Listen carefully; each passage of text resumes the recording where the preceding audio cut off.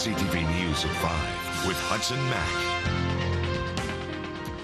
Good evening. Hudson Mack is off tonight. I'm Andrew Johnson. Passengers on a short flight between Vancouver and Victoria got a major scare this afternoon when the engine on their Seaplane quit in midair and the plane went into a nosedive. The Harbour Air single-engine Otter was forced to make an emergency landing, and passengers are crediting the pilot with saving their lives. Once the plane had safely landed in the water near Salt Spring Island, a Coast Guard vessel picked up the 11 passengers as well as their baggage and towed them to Ganges Harbour. Then they boarded another plane which landed safely in Victoria. No one was injured, but one of the passengers was texting her sister, who was at work in Victoria, as the emergency unfolded. She's pretty shaken up. She said she felt like she was going to die. You could hear, it was a single-engine plane, and you could hear the engine stop, and all of a sudden the nose just went forward and they started to, crash into the water, and the pilot got control of the plane and they landed straight, but a little bit rough. I think getting on another small plane was pretty much the last thing they wanted to do. But how else are you going to get back? The passenger says she is too shaken up to appear on camera. She says the pilot did an amazing job getting the plane under control to attempt a safe landing on the water.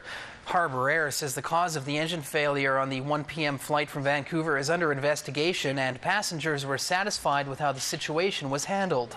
I have actually talked to every individual one of them.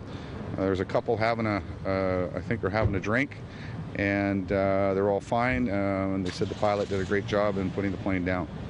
The plane has been towed to Ganges, where officials will look into what went wrong with the de Havilland Otter's engine before the emergency landing.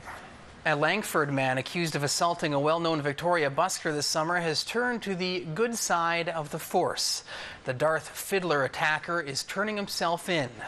Victoria police say Shane Michael Daly turned himself in at the Victoria courthouse yesterday morning. Daly is accused of tackling the street performer without provocation or warning at Government and Wharf Street in June. The fiddler suffered minor injuries. His violin was broken in the assault. Daly's next court appearance is in January. After the attack, an outpouring of support came from the community. Vic PD is thanking people for pitching in and buying a new violin for Darth from Larson Music. A new Canadian study may have you thinking twice before reaching for a paper towel in a public washroom. The study finds bacteria is thriving on those unused towels. Researchers at Laval University in Quebec City found some germs could be transferred to people after they've washed their hands. The study suggests paper towels could pose a danger in certain clinical or industrial settings.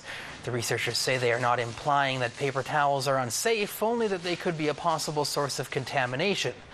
The study of 6 towel brands all had germs, but recycled towels had anywhere from 100 to 10 times the amount of bacteria. Flames have ripped through a trailer on the Sartlip First Nation. CTV News has learned the coroner and grief counselors have been called in. Details are still coming in, and it's not known how many people were in the trailer at the time. However, there are reports 2 people did not escape the flames. BC Ambulance says 2 others were transported to the Saanich Peninsula Hospital. Both are listed in stable condition.